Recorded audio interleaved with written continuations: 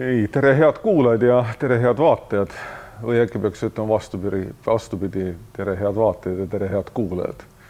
Sest me eelkõige ikkagi teeme selle saate YouTube'i, et pilt on sama oluline kui tekst, aga mõnikord on inimestel hea kuulata ka ainult tekste, aga igal juhul tere teile meie poolt ja oleme siis Jaaniga jälle siin saadet tegemas ja oleme jäänud siis käskude juurde.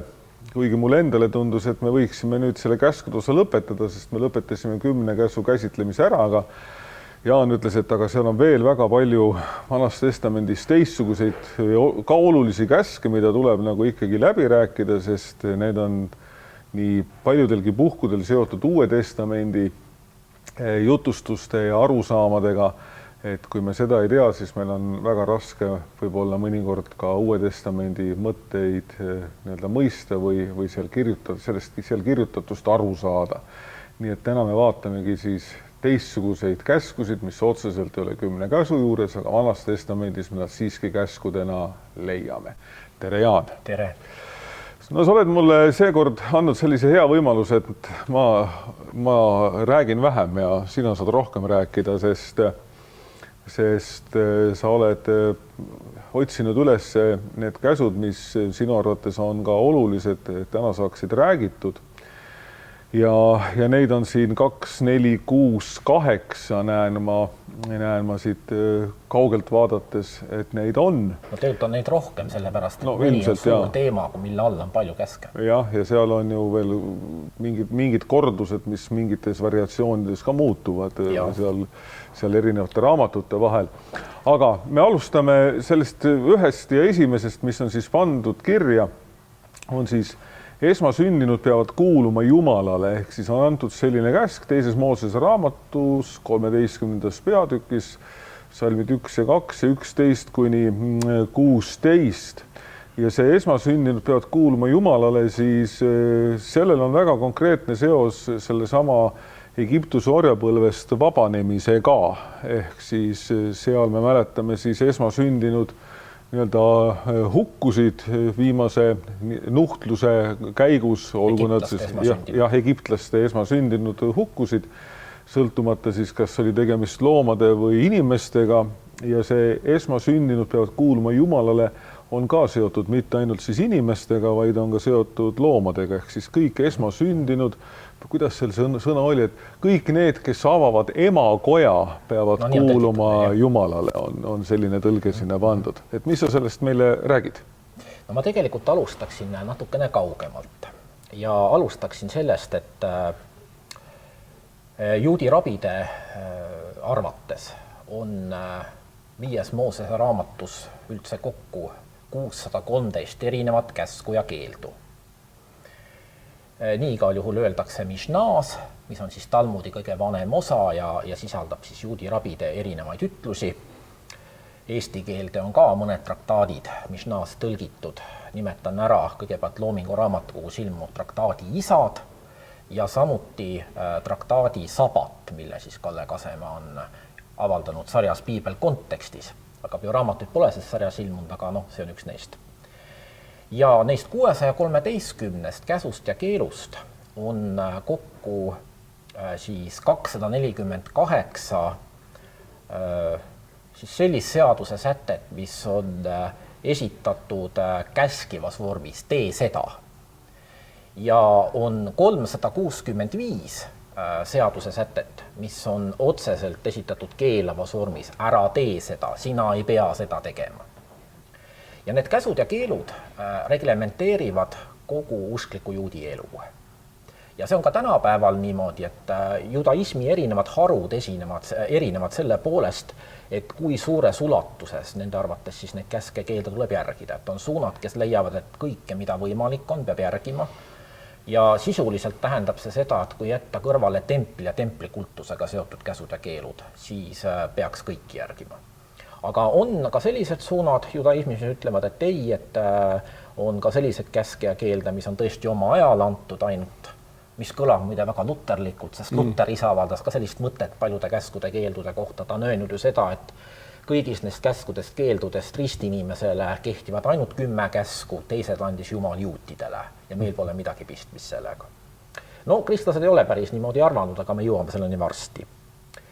Ja need käsud ja keelud reglementeerivad siis nii inimese igapäevast elu kui ka seda, kuidas Jumalat tuleb austada. See puudutab siis templit, selle personaali, nende riietust, nendel esitatavaid nõudeid, erinevaid kultustoiminguid, mida templis läbi viidi, millest kõige olulisemad olid erinevad ohvritoimingud, nendeni me millegi jõuame ka. Ja mis on oluline teada, on see, et meil on levinud nagu selline arusaam, tänases õhtumaisuskultuuris ma rõhutan, on see, et religioon on selline väikene segment inimese elus, muude asjade kõrval, aga vana ajal see niimoodi ei olnud. Ta oli ikkagi oluliselt suuremat osa inimese elust hõlmas, ideaalis kogu inimese elu.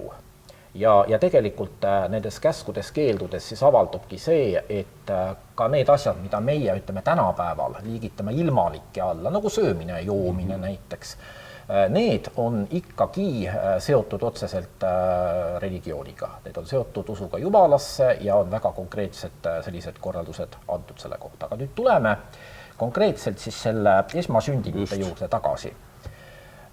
Kõigepealt olgu rõhutatud seda, et tegemist ei ole mingisuguse spetsiifilise piiblile eriomase arusaamaga, vaid see oli kogu vanas Lähis-Idas levinud. Ja levinud oli siis arusaam, et kuna jumalad on need, kes on maailma loonud, enamikus naaberreligioonides olid need jumalad ju mitmuses, neid oli palju, nemad on loonud elu, viljakuse, andnud inimesele kõik vajaliku eluks, siis need annid, mida inimene saab, olgu siis põlluviljade näol või kariloomade poegade näol või ka siis laste näol. Need on talle siis jumalate poolt antud ja see tähendab seda, et inimesel on kohustus võtta neid justkui sellist jumala kingitust ja sellele reageerida ja reageerima peab siis nõnda, et olema tänulik nende eest. Ja elu esimesed avaldused, olgu siis esimesed viljavihud, mis hakkavad kasvama, viljapead siis, jah, vihkudeks tades köidetakse või loomade esimesed pojad, kes tulevad ilmale või esimesed lapsed, on eriliselt Jumalale kuuluvad. Ja nad tuleb pühitseda Jumalale, mis siis tähendab seda, et tegelikult nad on nii-öelda juba loomu poolest erilised Jumala suhtes, kuna nad on esimesel on niisugune sügav sümboolne tähendus, et mis on esimene, see võib ennustada ka nagu järgmist, eks ole, et kuidas edasi läheb. Aga teisest küljest oli eraldi selline pühitsusrituaal, mis tuli läbi viia, mitte siis loomade puhul ja vilja puhul, see lihtsalt ohverdati templis, teatud puhkudel oli ette nähtud, et siis just esimesed sündinud kariloomad, esimesed ja viljavihud tuleb Jumalale ohverdada, aga inimesi ei ohverdatud. Ehk siis teiste sõnadega inimohvrit Iisraeli usundis tuntakse küll väikeste laste ohverdamise näol, see on hukka mõistetud Moosese seaduses, aga arheoloogiliselt leiud kinnitavad seda, et seda siiski praktiseeriti vana Iisraeli usundis Jeesuse ajal enam mitte, aga varasemal ajal. Ja põhimõtteliselt toodi siis ohver selle esmasündinu nimel või tema heaks, mille algne tähendus ilmselt oli see, et see on nii-öelda mõeldud tema asendamiseks või tema väljaostmiseks, et tegelikult see inimohvri mõte seal taga on varjatuna peidus, et kunagi ohverdati esmasündinud lapsed, aga siis mingil ajal tuleb arusaam, et see on vale, tuleb keeld, kohe 5. Moosese raamatus ei tohi neid hukata ja nii-öelda siis selle asenduseks tuuakse ohver Jumalale, millega ühtlasi väljendatakse oma tänulikkust. Ja kus kohas me seda Uues Testamendis kohtame, mõtleme siis sellele loole, kus Jeesus on sündinud juba ja kui saavad täis Maaria puhastamispäevad, teatud aja oli naine kultuslikult ebapuhas pärast lapse sünnitamist, see sõltus siis soost, kas oli poeg või tütar, see pikkus, siis tal tuli ühesõnaga, oli tegemist esmasündinud pojaga, tuua ohvriand. ja seda ohvriandi ta ei pidanud tegelikult ise templisse viima ja ka ise templis toimetama, et preestreid elas maapiirkondades piisavalt, oli vaja preestriga kokku leppida, maksta siis selle ohvrianni eest, ja see ohvriand oli saadaval templis tegelikult. Aga noh, evangeeliumites on lugu natuke teisiti, et seal siis Maaria isiklikult tuleb Jeesusega templisse. Aga no ilmselt see pole juhuslik, et seal on tahetud esile tõsta nagu selle templi olulisust Jeesuse elus. Ja no tõesti, see tempel oli tema elus oluline, et ta külastas seda väga sageli, pidas seal pikki kõnesid selle templi juures. Ja kui ta ka templit kritiseerib, kui näiteks selle kuulus templi puhastamise lugu ütleb, et olete minu isa maja teinud röövli urkaks, eks ole, siis see pole mitte öeldud kuidagi templi alavääristamiseks, vaid tõesti ühesõnaga ta on väga rahulolematu sellega, mida seal templis tehakse ja mis arusaamad selle templiga seoses on, et seda templit ei kohelda ikkagi nii, nagu peaks tema meelest ja siit siis tema selline negatiivne hinnang, aga see näitab, et see tempel läheb talle korda. Ja ta nutab muide ka templi hävitamise pärast, ta räägib sellest, eks ole, et mis on tulemas ja siis ta ei räägi kahjurõõmuga, et näete, et teie tempel nüüd hävib ära, see oli ka tema tempel ja ta tundis kurvastust selle pärast. Ei, ma olen ikka nii mõnigi kord mõelnud selles kiriklikus mõtlemises, kui me siin nii-öelda kirikuna tegutseme, et siis tegelikult Jeesus ei olnud ka mitte mees, kes tegutses väljaspool seda konteksti, mis on seotud sünagoogi ja sünagoogi teenistuse kõige sellega, vaid ta ikkagi pidas seda kõike väga oluliseks ja tähtsaks, et ta ei olnud mitte, kuidas ma ütlen, selline kes protesteerib millegi vastu ja astub välja, vaid pigem ikkagi olles kogu selle kultusliku poole puhul ja selle sama templi puhul pidades seda väga oluliseks ja tähtsaks oma elus. Ja kuni 1950. 60. aastateni oli just protestantlike Jeesusuurijate hulgas levinud see seisukoht, et Jeesus astus vastu juudi religioonile, vastustas käsku, vastustas kultust, aga tänaseks on sellest seisukohast loobutud. Ma naljalt ei tea ühtegi uurijat, kes seda julgeks väita, et see pööre, mis toimus Jeesuse uurimises just 70. aastate alguses, on muutnud pilti oluliselt ja on hakatud aru saama seda, kui tihedalt tegelikult Jeesus oli juudi religiooniga inimesena seotud. Ja kui oluline see talle oli ja kuidas ka see, mida ta kuulutas, tegelikult väga paljud uurijad on seda öelnud, Keso Vermes ja Markus Borg ja teised, see mahtus ikkagi tegelikult juudi religiooni raamidesse.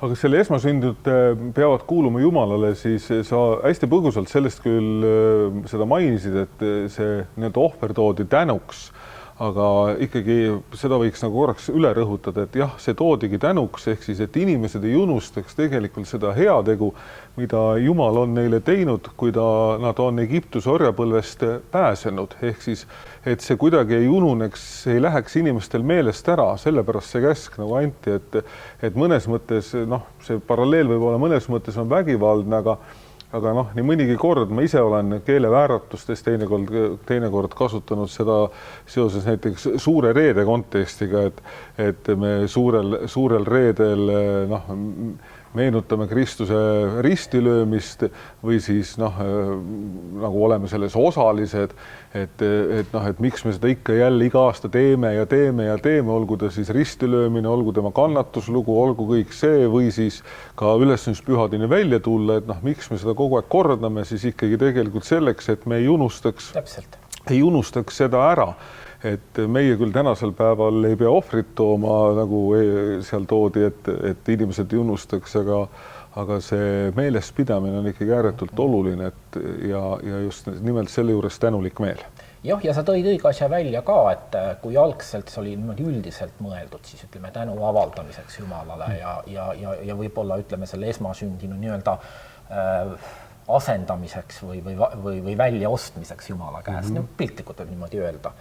Siis seoses selle sama Egiptusest välja tulekuga muutus selle asja tähendus ja see sai ühesõnaga just nimelt selle sündmuse meenutuseks. Me oleme rääkinud natukesest varem, kui meil oli see Egiptuse nuhtluste teema ja Egiptusest väljatuleku teema, paasapüha seadmine, et see veri, eks ole, mis nende majade piitjalgadele määriti, hoidis ära siis selle surmaingli tuleku, eks ole, iisraellaste laste juurde, egiptlaste lapsed lõida maha, eks ole, ja selle meenutuseks siis eriliselt on siis esmasündinuid hakatud pidama pühaks või Jumalale kuuluvaks. Ma loengi siit teise Moosese raamatu 13. peatükist 14. salm ütleb, ja kui su poeg sinult tulevikus küsib öeldes, mida see tähendab, siis vasta temale. Vägeva käega tõi Issand meid välja Egiptusest orjuse kojast. Nii et jah, võib öelda lausa nõnda, et see on juutide usutunnistus. Mitte küll ametlik on see kuule Iisrael, eks ole. Aga sisuliselt see Egiptusest välja tulek on selline tegu, mida eriliselt tõstetakse esile juudi liturgias kuni tänaseni ja peetakse nagu väga-väga oluliseks.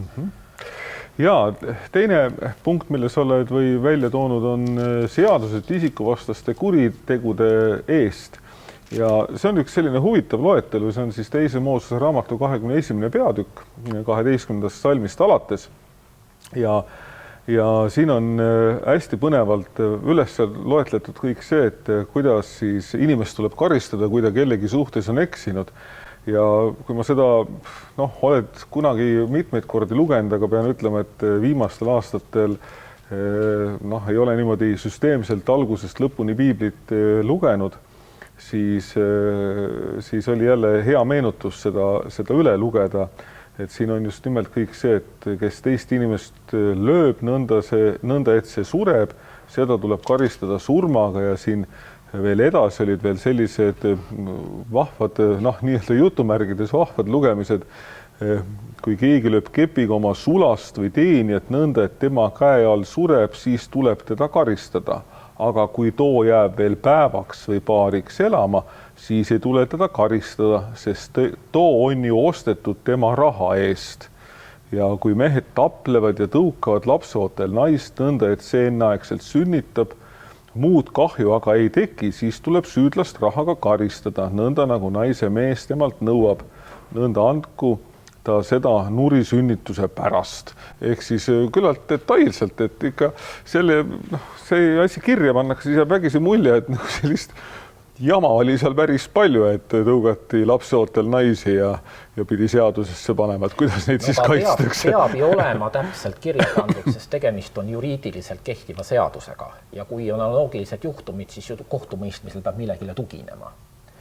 Siin on väga palju siis erinevate eksimuste eest määratud karistusi, aga tegelikult me peaksime natuke laiemas kontekstis vaatama, et ühest küljest Lähis-Ida kontekstis ja teisest küljest teoloogilises kontekstis. Ja Lähis-Ida kontekstis võib öelda niimoodi, et me võime võrrelda erinevate vanade seaduskogudega seda osa, just seda osa, millest me praegu räägime.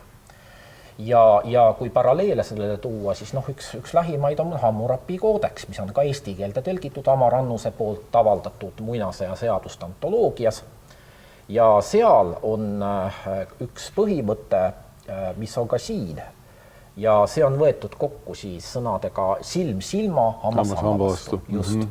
Ja seda on teinekord toodud nagu siis sellise piibli julmuse või karmuse selliseks näiteks, vaadake, milline mõtteviis oli tolle aja inimestel. Aga kui me nüüd sisuliselt vaatame, mida see siis ikkagi tähendab, siis tähendab see ju hoopis seda, et see karistus, mis inimesel osaks saab, peab olema vastavuses tema süüteoga. Ehk siis teiste sõnadega, kui välja lüüakse inimese silm, siis väljalüüjat ei tohi ära tappa selle pärast. Tema silm tuleb välja tõrgata, eks ole. Nii et tegelikult oli selle asja mõte just liigse vägivalla pidurdamine. Ja mis on huvitav nende seaduste puhul siin, on see, et tehakse väga selget vahet, kas tegemist oli tahtliku teoga või oli tegemist tahtmatu teoga.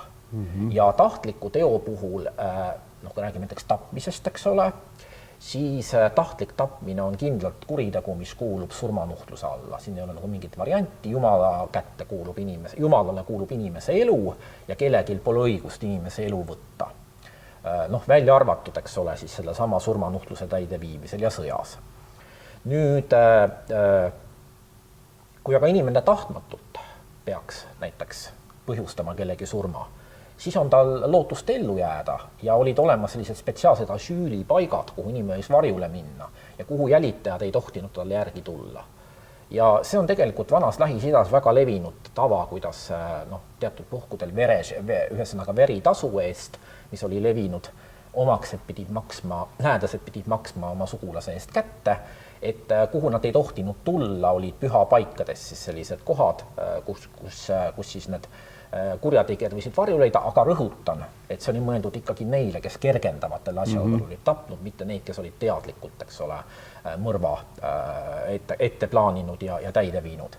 Et selles mõttes see, et kas tehakse midagi tahtlikult või kogemata, on väga selgelt siin eristatud. Ja üldiselt võib öelda niimoodi, et võrreldes muu Lähis-Ida seadusandlusega ei ole siis need teise Moosese raamatu sätted kuidagi karmimad või julmemad. Pigem nad on kohati leebemad, sest on küllaltki vana ja seadusandlusi, kus ei tehta vahet sellega, et kas selles, et kas on tahtliku teoga tegemist või kogemata, et karistused on võrdsed.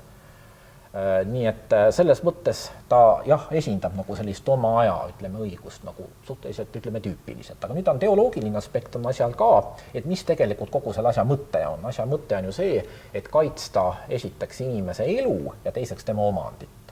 Ja mõte on siis see, et nii elu kui ka omand tegelikult ei kuulu kellegi teise meelevalla alla, ka inimesele on nad nii-öelda laenuks antud ainult ja tegelikult on Jumal see, kes need üle käsutab. Ja teisel inimesel ei ole õigust ühesõnaga minna teise inimese elu ja omandi kallale. Nii et selle käsu mõte või nende käskude mõte on tegelikult siis kaitsta inimest, Jumala loodud inimest, teise Jumala loodud inimese vägivalla eest. Sest nagu me teame, eks ole, veeuputuse loo lõpus Jumal ütleb, et ma enam ei saada veeuputust, et ma tean, et inimese südame mõtlemised on kurjateva lapse võblest peale. Ma arvan, suhteliselt realistlik hinnang, karmina võib kõlada, aga suhteliselt realistlik hinnang inimesele ja seda arvestades ühesõnaga ikkagi käsud ja keelud on vajalikud. Ja siit oli veel just nimelt hea meeles pidada on see, et see ei ole mitte hirmutamiseks, vaid just nimelt kaitseks, et kellegi üle ei tehtaks ülekohut liigselt ja inimesed saaksid aru, kelle käest neil tegelikult ilmselt see, mis neil on, tuleb, olgu siis elu või varandus, et see on hästi tähtis. Iisraeli usundi üks põhiveendumus Jumala suhtes on ikkagi see, et Jumal on õiglane ja tahab õiglust.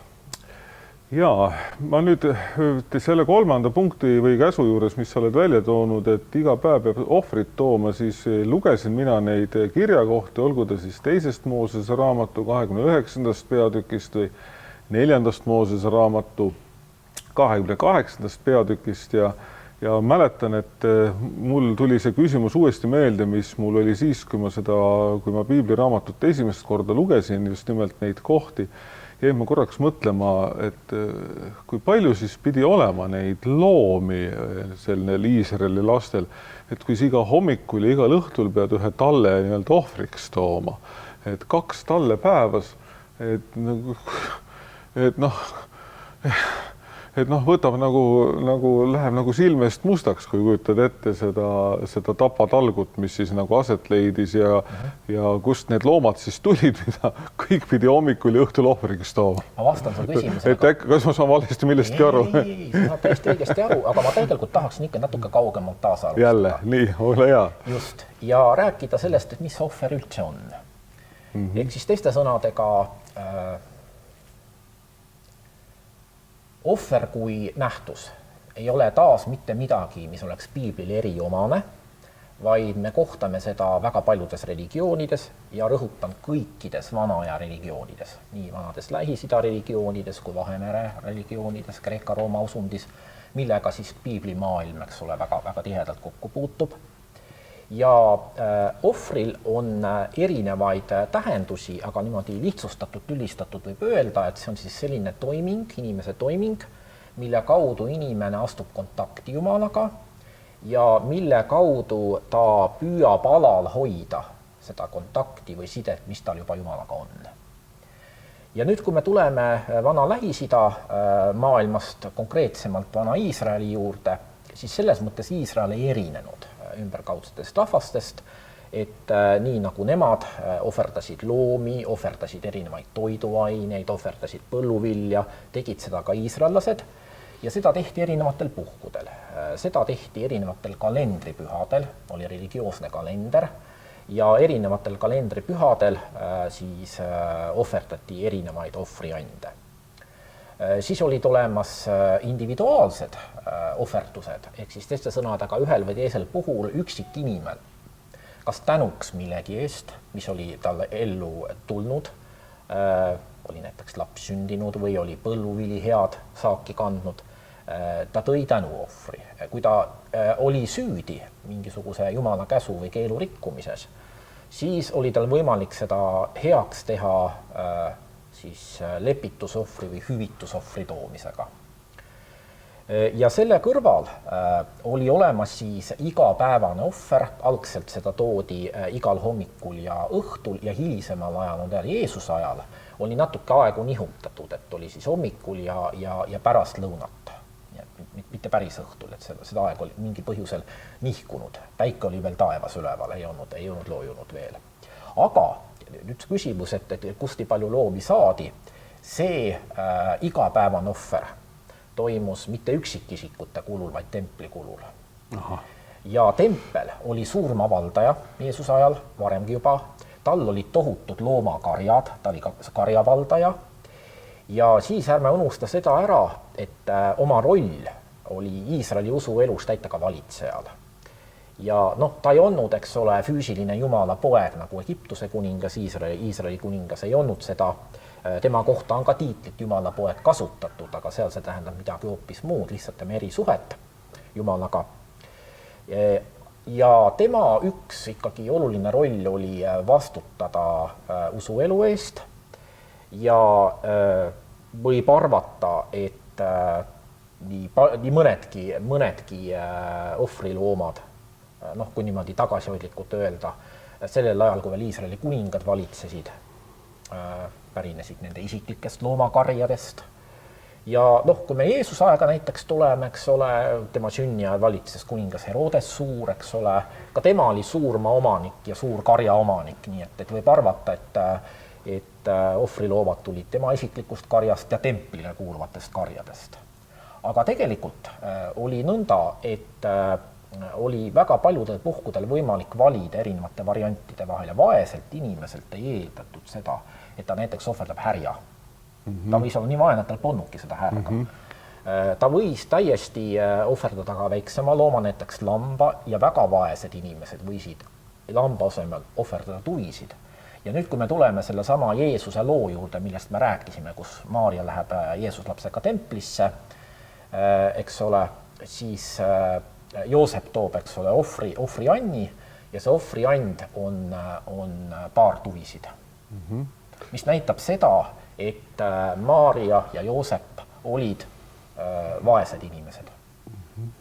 Ehk siis tegelikult võib sellest aru saada niimoodi, et mitte, et kui me sinuga kahekesti hommikul üles ärkame, ei lähe suga mitte nii-öelda kumbki oma tallega sinna templisse, vaid me läheme templisse ja preester toob selle ohvri nii-öelda kõigi nende eest, kes siis on sinna kogunenud. Ja ei peagi olema kogunenud, ühesõnaga see teadmine, kindlal päeva ajal see ohver tuuakse, kogu maal oli olemas inimestel ja selle ohvri mõju arvati, ei sõltu juures viibimisest. Just.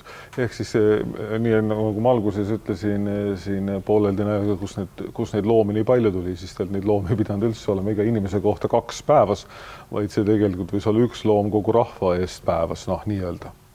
No ütleme pigem 2, sest nii õhtusel ohverdamisel tuli tuua põletusohver, kus üks terve loom ikkagi täielikult ära põletati. Aga siis lisaks sellele võis üksik inimene, ütleme sina või mina, oma mingisuguse kordamineku eest tänutäheks tuua veel omalt poolt ohvri, kui võimalik, eks ole.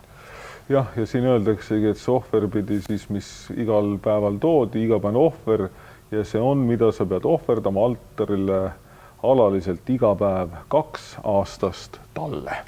Jah, see on see nii-öelda normaal, aga... Just, see igapäevane ohver. See on nii, nagu meil on iga hommikul õhtu palve, et mida me loodetavasti kõik peame, et nii nemad tõid oma ohvri igal hommikul õhtul või siis toodi see ohver nende eest. Aga ühte asja ma tahtsin veel rääkida, see on tegelikult väga oluline just kristluse seisukohalt, et tegelikult, kui me räägime Iisraeli usundis, siis Iisraeli usundis ju toimub üks väga suur muutus. Aastal 70 koroonlased templi hävitavad, lakkab olemast mitte ainult tempel, vaid ka ohvrikultus. Kuni tänaseni pole seda taastatud. Sünagoogis ei ohverdata. ja nüüd need käsud ja keelud, mis seda ohverdamist puudutavad, nad ei ole juutide meelest kehtivust kaotanud, aga neid ei ole võimalik täita praegu. Praegu pole võimalik täita. Ei ole seda templit, kus seda teha. Ei ole seda templit, sest seda tohib teha ainult Jeruusalemma templis, mitte teistes kohtades. Ja selles mõttes siis need on sellised käsud või keelud, mis ei ole hetke realiseeritavad. Aga nüüd, mis on oluline, on see, et Uus Testament rõhutab, et Jeesuse surm on ohver.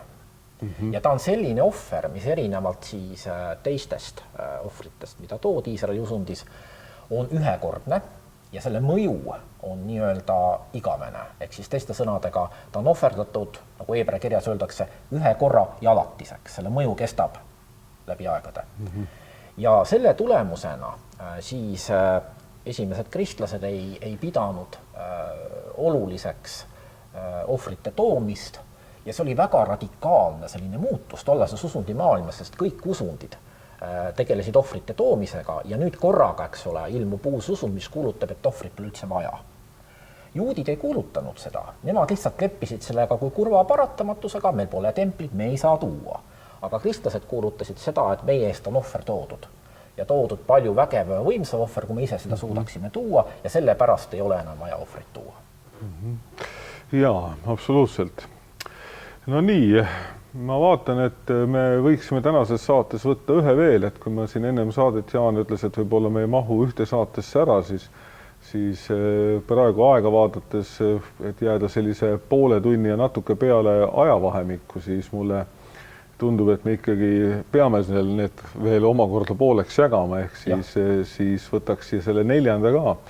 Ja see on üks selline vahva asi, mis alati on nagu elevust mõnes mõttes tekitav ja eilegi ma kuulsin ühte raadiosaadet, kus kasutati sõna koššer ja siis mul alati tuleb meelde see, et huvitav, et meil kõik asjad on kuidagi selliseks, kasutatakse sõna koššer nagu väga palju, aga tegelikult on ta väga selgelt just nimelt seotud veel küll meie järgmise käsuga, millest me räägime, aga mõnes mõttes see, kus me praegu käskude loetelu läheme, on natuke sissejuhatus ehk siis sellest, mis on seotud puhaste ja roojaste loomadega, ehk siis puhastel ja roojastel loomadel tuleb teha vahet. Et olid puhtad loomad, olid roojased loomad, eks ole, ja ühtesid siis tohib süüa, teisi ei tohi süüa. Ja seal oli hästi selge reegel, oli siis see, et süüa tohib seda või teda, kes mäletseb ja kellel on sõrg läbinisti lõhestatud. Ja siis on pikk, sest seal on ka veeloomad, kellel ei ole sõrgu, aga kes ei mäletse, aga keda siiski tohib süüa. Ja seal on veeloomade puhul on veel eraldi sinna juurde toodud, aga hästi hindudega samas. Ja hästi tore on see loetelu, kuidas see nagu tekkinud on ja just nimelt seal kõik olid üles loetletud kõik mäger ja Kaljumäger ja jänes ja siga ja kaamel. Jah, olid need põhilised näited. Just. Et kaamelit ei tohi süüa. Ei tohi. Sellepärast, et ta mäletseb, aga tal ei ole sõrgu. Jah. Aga keda siis tohib süüa või kuidas see jaotus siis on? Puhtaid loomi. Ainult puhtaid. No ja puhtaid jah, aga kes need puhtad on siis? No siin on ju antud väga selged kriteeriumid. Jah, seesama sõrg lõhestatud ja mäletsemine ja siis loetletakse kõik ilusasti üles, kes mida teeb ja kes mida ei tee. Jah, aga siin ma taas algaksin tegelikult väga kaugelt. Jälle kaugelt. Maailma loomisest. Ei, maailma loomisest päris mitte, aga ütleme, ma algan sellest, kuidas inimene hakkab maailma tunnetama ja kirjeldama. Et on üks selline antropoloog, prantsuse antropoloog nagu Claude Lévi-Strauss, tema üks raamat on meil siin selles mustas sarjas ka mu selja taga olemas. Siin täitsa on. Ja metsik mõtlemine, aga tema üks selline tees, mis on nagu väga palju leidnud kõlapinda, mida on tsiteeritud palju, on siis see, et üks selline ürgsemaid maailma liigendamise viise, mida inimesed on läbi aegade erinevates kultuurides kasutanud, on maailma liigendamine, ta kasutab siis mõistet nagu binaarsete opositsioonide kaudu ja binaarsed opositsioonid on kahest vastandmõistest koosnevad paarid nagu parem, vasak, üleval, all, must, valge, mehelik, naiselik, suur, väike ja nii edasi. Et need on kõige vanemad kategooriad, millega inimene hakkas üldse maailma liigendama, et sellest aru saada, selles orienteeruda. Ja need on omased kõikidele kultuuridele Levi-Straussi järgi, et see ei ole mingi ühe kultuuri eripära. Nüüd üks selline kategooria, millega me väga paljudes religioonides kokku puutume, on püha ja profaanne. Püha on siis see, mis on eriline, eraldatud nii-öelda tavalisest või argisest. Ja profaanne ei tähenda otsesõnu patust, aga ta tähendab nii-öelda tavalist või argist, millel ei kehti ühesõnaga need reeglid, mis püha suhtes. Ja need on nii-öelda üksteist täiendavad mõisted, et ilma üheta pole teist ja kogu maailm on niimoodi struktureeritud, et on pühad paigad, pühad isikud, pühad ajad. Samamoodi on, eks ole, nii-öelda siis profaansed isikud, profaansed ajad, profaansed paigad ja kuidas nende suhet on nähtud, siin on siis nagu kultuuride erinevused. Aga Iisraeli usundit läbib ka ikkagi väga selgelt see püha ja mitte püha eristamine. Püha on eriliselt seotud Jumalaga, kuna Jumal on püha, ja püha on see, mis kuulub eriliselt Jumalale.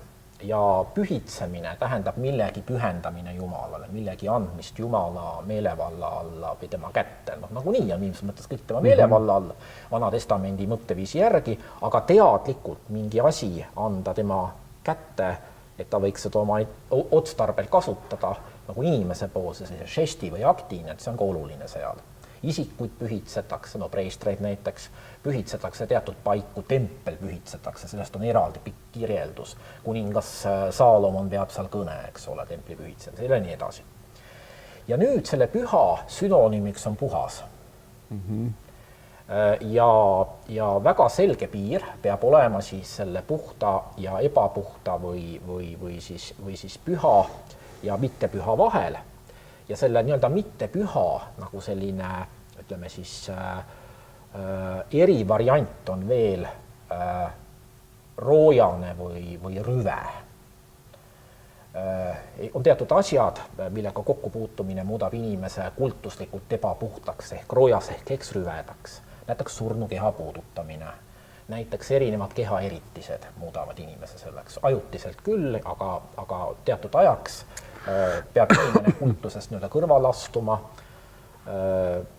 Nii et kogu inimese elu on niimoodi jagatud sellelt 2 valdkonnaks ja loomade suhtes kehtib see ka, et on siis loomad, kes on puhtad, mis tähendab seda, et neid võib esiteks ohverdada, see oli ohverdamise tingimus kõikide ohvrite puhul, nii isiklik ohver kui see üldine ohver, mida tood iga päev ja söömine ka, et ka süüa tohtis ainult siis puhaste loomade liha.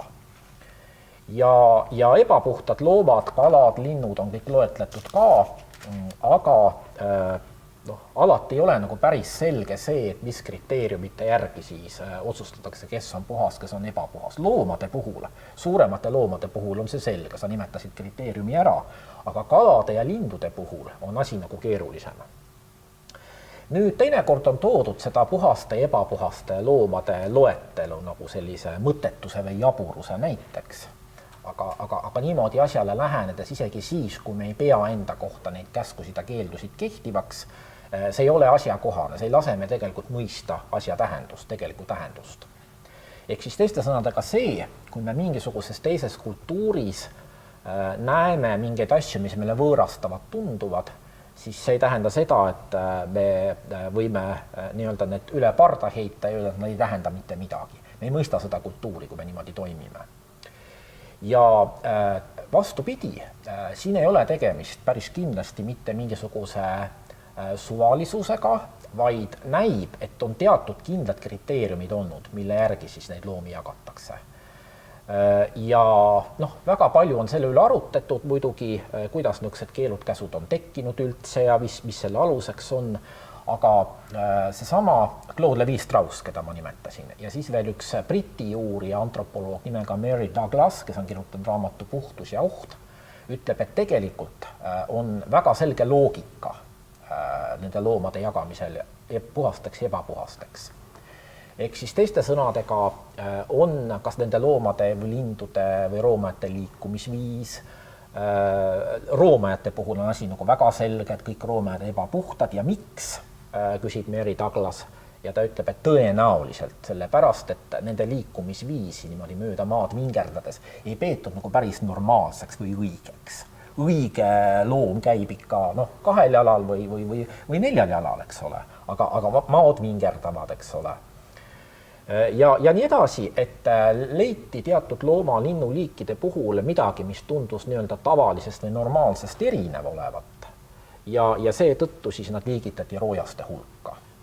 Ja kuigi tänapäeval on väga palju rõhutatud igasuguseid võimalikke hügieenilisi põhjuseid, mida nende loomade puhul, no sealiha söömise puhul eriti, küllap siin oma iva on ka, aga ma lihtsalt ajaloolise aususe huvides ütlen vaatajatele ära, et kui me nüüd nendest piiblitekstidest räägime, siis seal mingisugusele tervislikkusele pole küll mingeid vihjeid, eks ole, selle juures. Seal on lihtsalt nii, Jumal on nii käskinud ja sellepärast tuleb neid käske järgida. Põhjendust polegi.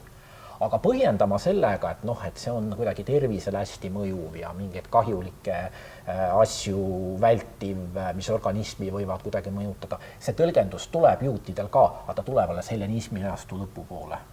Nii et kuskil seal 100 aastat enne Jeesust alles niimoodi hakatakse mõtlema ja see on Kreeka mõtteviisi mõjul.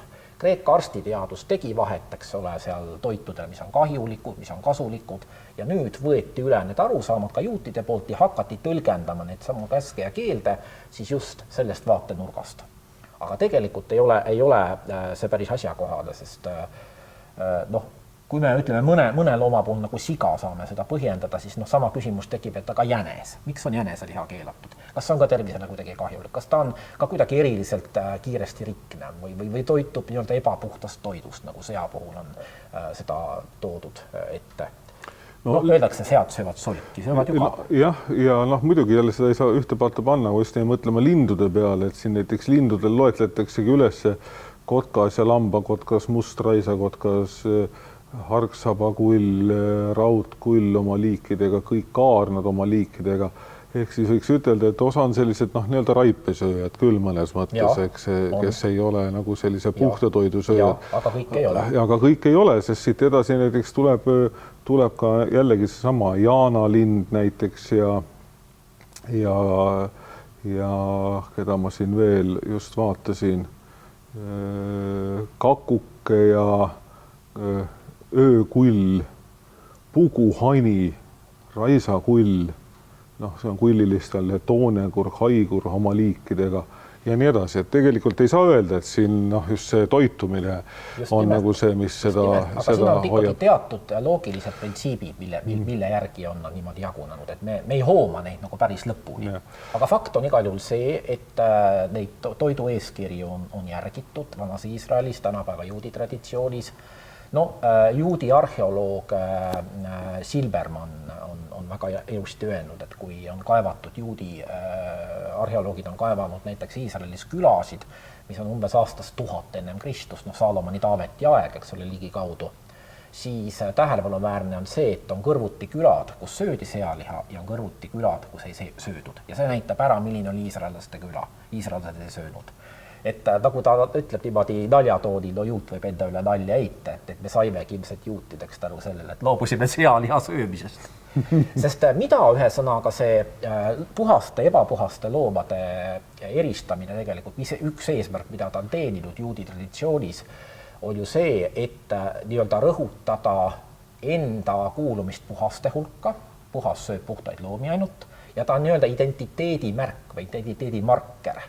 Et paganaid siis peeti nendeks, kes söövad neid lõpnud loomi ja keelatud loomi ja joovad verd, verest meil tuleb siin hiljem juttu, aga õige juut siis vastupidi seda idee, nii et väliselt ühesõnaga toitude kaudu juba eristatakse siis nii-öelda need iisraellased ja paganad, puhtad ja ebapuhtad, et ta on nagu selline identiteedi kandja ja arvatakse, et sellel ajal, kui iisraellased templit kasutada ei saanud juba Paabeli vangipõlves ja hiljem, kui nad enam seda üldse kasutada, sest seda ei olnud enam pärast roomlaste sõjakäiku, siis need samad toidu eeskirjad, mis olid olemas juba varasemal ajal, muutusid äkki erakordselt oluliseks. Miks? Aga sellepärast, et nende kaudu sai rõhutada seda nii-öelda meie ja nende erinevust. Meie ja nemad on ka üks selline binaarne opositsioon, arvatakse üks vanemaid inimkonnas.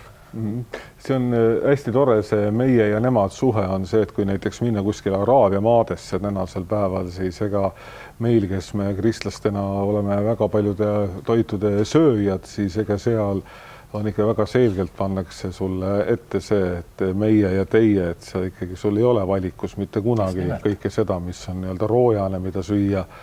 siis ütleme, islami mõistes ei tohiks, aga mis suures osas kattub tegelikult ju selle Vana Testamendi põhimõtete arusaamadega, nii et sa mõnes mõttes oled selles olukorras, kus sa pead ka muutuma mõnes mõttes nendeks, sellepärast et sul lihtsalt teist võimalust ei ole. Ja fakt on see, et esimesed kristlased, kes olid juudi päritoluga teatavasti, ikkagi neid söögieeskirju järgisid. No vot, nii et meil on just paastuaeg läbi saanud, nii et sobilikult saimegi söömisest kõneleda lõpetuseks. Selle saate lõpetuseks järgmine kord, siis me läheme edasi juba selle teemaga, millele me põgusalt oleme viidanud, ehk siis vaatame, mis siis selle verega on ja kus see hing siis lõpuks peitub või ei peitu Vana Testamendi arusaamist mööda ja sealt veel 4 käsku, mis Jaan on välja vaadanud, jäävad siis järgmiseks korraks. Nii et rõõmsate kohtumisteni. Aitäh!